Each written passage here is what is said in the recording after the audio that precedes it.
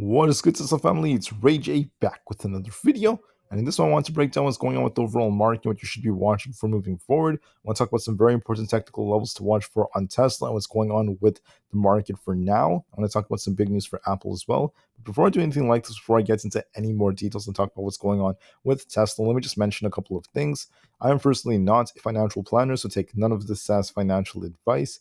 And also, if you guys can, please check out the Webull link, which is down below and in the description. If you sign up for Webull, the link down below, and deposit any amount of money into the account, you are guaranteed up to 12 free stocks. The offer ends very soon, and it's in just about 9 days, so check it out before they run out. Anyways, let's break down what's going on with the overall market. So Tesla is down about 2.6% as of right now, and we saw Tesla continuing to sink after we got some bearish news from the morning. I warned everyone about this, about how Tesla could see some significant downside today because of this. And the news that came out was Goldman Sachs downgrading Tesla, telling us that Tesla may end up getting weaker earnings than expected, and the profitability may not be as strong.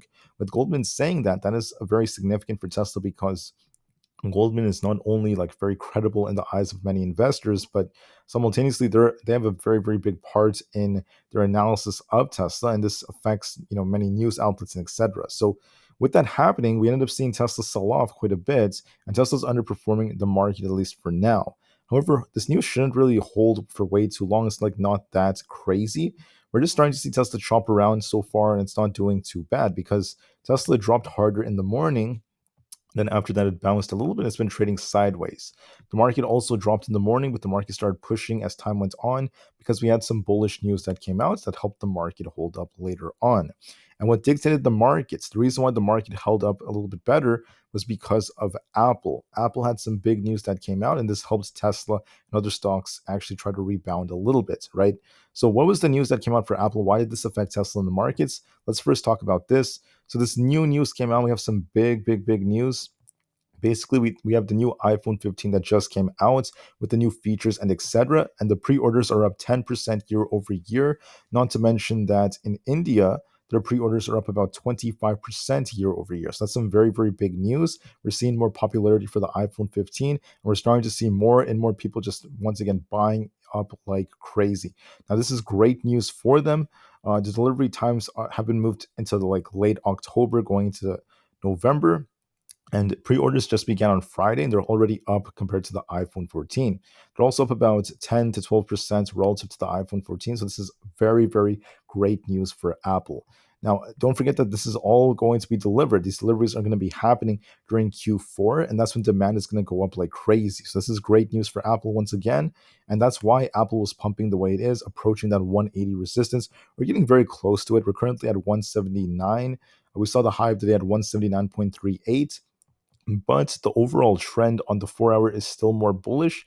It looks like Apple's trying to head towards these imbalances, going for that 180 zone. We're getting very close to it, and I do believe there's potential for it to hold up at the very least. Now, I think Apple's going to try to hold in this zone very, very closely. I think that this is going to help the market hold up for the time being. Now, looking at SPY, we've basically been stuck between 445 resistance and about 444 is support, and we've been going back and forth for the large chunk of the day. We're getting a little bit weaker right now, so we're going to be watching 444 as critical support. If that fails us, then we could be heading down for 443.5 or even lower levels than that, but I'm not really counting on it to drop way too hard. I think it's going to hold up for the most part. It's going to just try to trade sideways for the most part. And I think the market's going to try to just continue to hold up thanks to Apple. And so far, SPY is still trying to hold up around this level. It's not looking too bad. So I think there's a good chance that's going to happen. For now, watch this range between 444 then 444.97, which is basically 445. We've been stuck between this range for quite some time for the last couple of hours, and I think it's going to remain very close to this level as time goes on. Anyways, all of this does relate to Tesla because Tesla came down pretty hard off the news about Goldman. And then after that, we saw some decent news come out, and Tesla's been holding up since. Right? If you look at Tesla, very boring day. It's been going back and forth between the support we were talking about around that 266 level to resistance at 268.5. We've been going back and forth, very tight, very boring. And I think, unfortunately, Tesla's going to be stuck in this range going back and forth for the rest of the day. And I think that it's just not going to do anything too significant. It just looks very boring. And I think that that's what's likely going to continue for the rest of today. Now, we're going to be watching what news comes out for the later days. I do want to note something else on the bigger time frames, and that is Tesla had this bearish divergence right here. And it's been selling off since. The 4 hour is looking kind of weak, but now we have the support at the 50 EMA on the 4 hour time frame that helped Tesla bounce very close to the 50 EMA at 264.5 to 266. We're still technically above 266 in that zone, so we're still doing quite fine.